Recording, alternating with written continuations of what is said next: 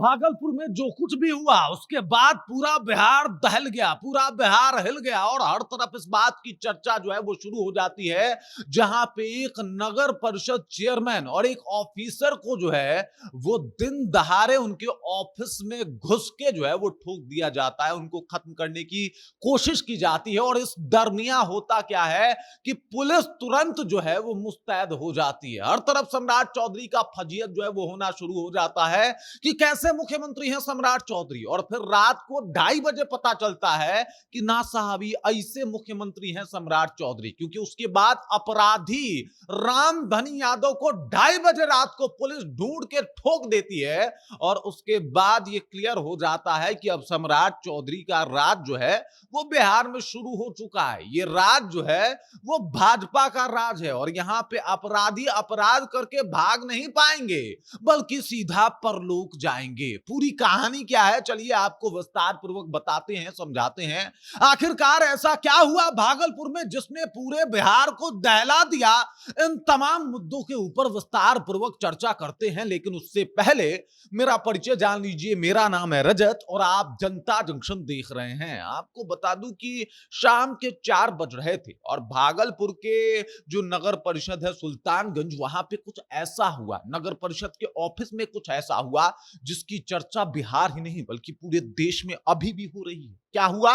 हुआ ये कि जो भागलपुर के चेयरमैन थे, नगर परिषद चेयरमैन राजकुमार गुड्डू, और वो जो है वो एक मीटिंग ले रहे थे कि भाई साहब वहां पे जो 10-15 लोग हैं उनको जो है वो टेंडर पास कराया जा रहा था और इसी को लेके जो है वो मीटिंग कर रहे थे। अब इस दरमियान 1-2 ऑफिसर भी वहां पे मौजूद थे, 10-12 लोग भी वहां पे मौजूद थे। और तभी होता कुछ ऐसा है कि रामधनी यादव जो कि नीलम देवी का पति है, नीलम देवी कौन है? नीलम देवी जो है वो उप चेयरमैन है उसी सुल्तानगंज के नगर परिषद का, वो उप चेयरमैन है। और उसका पति जो है वो हरा झोला टांगे हुए उस ऑफिस में घुसता है, राजकुमार गुड्डू के जो है वो परिसर में घुसता है और घुसने के साथ ही वो हरा झोला से कट्टा निकालता है।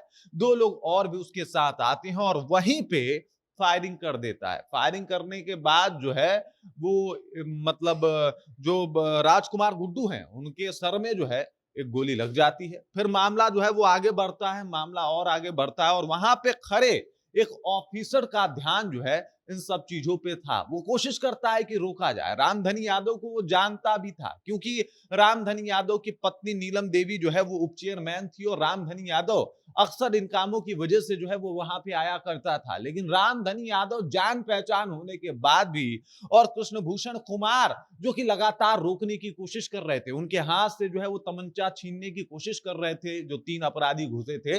और कोशिश करने के दरमियान भी उनको भी नहीं बख्शा जाता बल्कि खींच के उनको नगर परिषद से बाहर निकाला जाता है। और उसके बाद उनको भी 4 राउंड उनके ऊपर फायरिंग जो है वो की जाती है और वहीं पे उनको जो है वो ढेर कर दिया जाता है। तत्काल वो इस दुनिया को छोड़ के चले जाते हैं। जबकि अगर बात किया जाए राजकुमार गुड्डू की, तो उनका मेदांता में इलाज चल रहा है।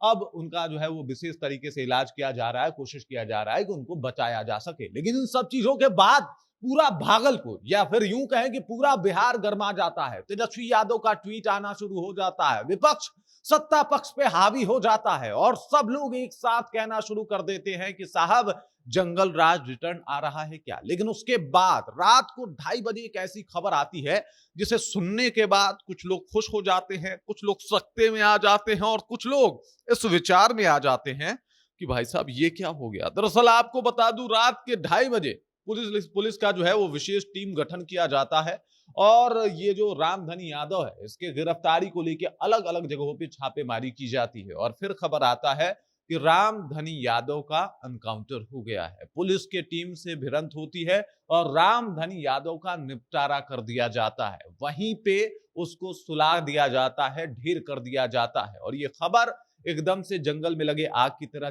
चारों तरफ फैल जाती है। रात के 2:30 बजे जो है ये सब कुछ हो गया।